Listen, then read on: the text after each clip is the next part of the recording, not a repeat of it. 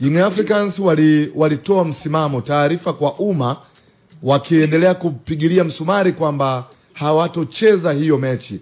Kwa uzoefu wako na muda ambao umekaa kwenye mpira, unadhani Young Africans ni kama anatikisa tu kiberiti hivi, lakini hiyo tarehe 18 tarehe 15 June Young Africa tutaona pale uwanjani na dabi inakwenda kuchezwa?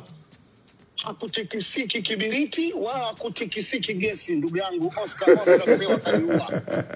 Young Africans msimamo wao uko very clear, hawachezi.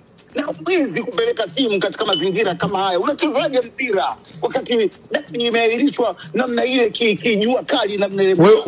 Wewe unawaunga mkono Young Africa kutopeleka timu? Asubuhi na mapema.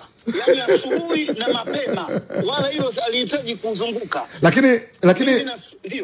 Lakini Maulid, bodi ya ligi ambao ndio wanasimamia mpira na taratibu zinasema timu isipopeleka uwanjani siku ya mechi husika kuna kupokwa alama 3 na kuna zile 15 ambazo timu inaweza kashuka daraja. Kwa hiyo huoni kama Yanga anaenda kushuka daraja sasa?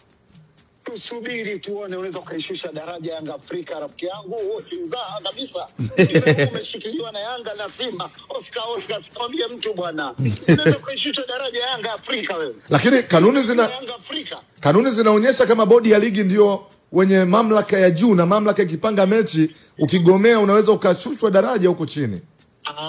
Kwani bodi waliosema siku hiyo hawatocheza na walikuwa nani? Si Simba walisema kwanza hawatocheza na walicheza ile mechi. Hapana. Kwa hiyo ile ya Simba walitangulia tamko la usiku asubuhi mechi ikauta mbawa. Na Yanga Afrika jana wametangulia na tangazo, alafu leo imekuja nyundo ya bodi ya ligi. Nakwambia vipi? Hiyo mechi haichezwi.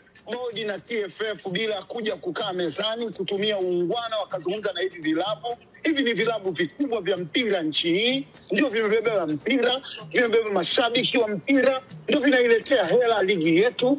Bila vilabu hivi hakuna mpira bwana. Wewe unafahamu. Sasa mbele turudi nyuma. Ndio. Kwa hiyo wewe uliona Simba walisema hawachezi na walicheza hiyo mechi, hawakucheza. Sasa na Yanga hawachezi na haitokuepo mechi. Sasa nini itakuwa hatima ya mpira wetu na ligi yetu, kwa sababu tunahitaji kuona tunapata bingwa, wawakilishi wa michuano ya kimataifa mwakani, timu zinashuka daraja. Nini kitatokea kama hii mechi haitochezwa? Wachutame tu, bodi wachutame, wale waungwana waje na TFF yao, waje wakae na Young Africans, wakae.